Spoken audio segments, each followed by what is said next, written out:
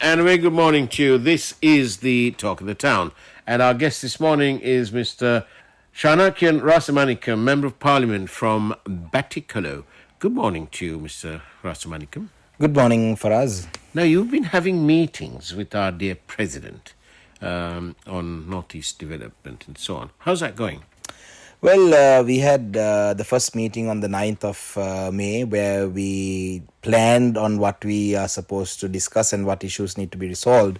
And based on that, we had a first round of discussions yesterday and we discussed issues relating to the land issues in the north and the east, issues with the missing issues concerning the missing persons, issues with political prisoners, issues relating to the PTA or the ATA, and these many issues that were discussed there yesterday. And today we are hoping to discuss issues or how we move forward on devolution for the entire country. So we feel that President has, this is not the first time that the President has invited us. This is the third attempt. We first missed the President just as soon as he got elected. And then we met him again before independence when President said he'll resolve everything by the 4th of February. And now this is the third attempt. So third time lucky, hopefully. So this is what the discussions are about. How different is it this time from the previous times?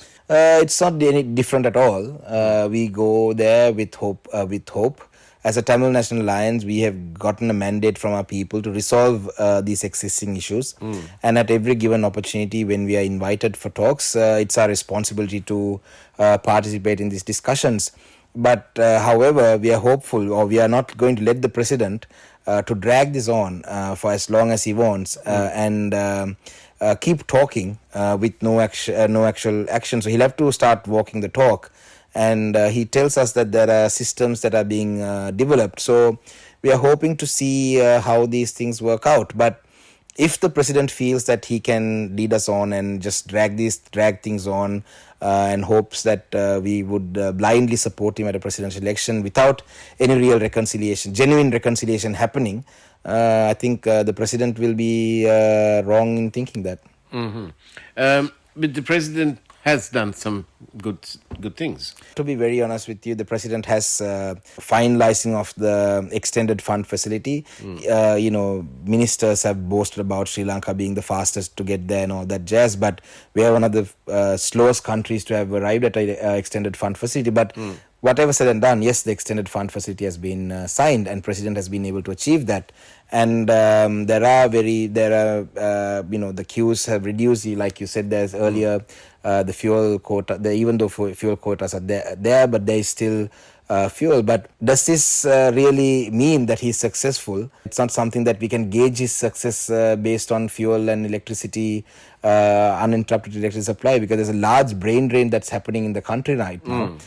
In a few years' time, there's only going to be an extremely rich population and a population that's under the poverty line. There's not going to be a middle class. I mean, many friends who studied with me have migrated overseas, and there's large brain drain that's happening in this country. So has he really been successful in addressing the shortages have been fixed, but has he really been successful in addressing all the issues that concern people?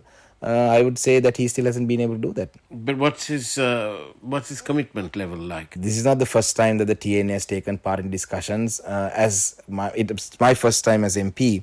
I've participated with discussions with President Gotabaya Rajapaksa and Ranil Wickremesinghe, and every time we go for these discussions, it's the same thing. We put forward our concerns, then the President tells us that this will be addressed and that we'll meet again. And however, it takes a few years later, a few months later, we are still at the same place. So commitment wise, we will have to see if the President walks the talk, and then we can see what level of commitment that he's providing. How much of racism is involved in all this? Well, I've been called a tiger, a racist, and a racist, another word that I don't want to say here, by the foreign minister of this country. Indeed. He's supposed to be the top diplomat of the country. So racism is still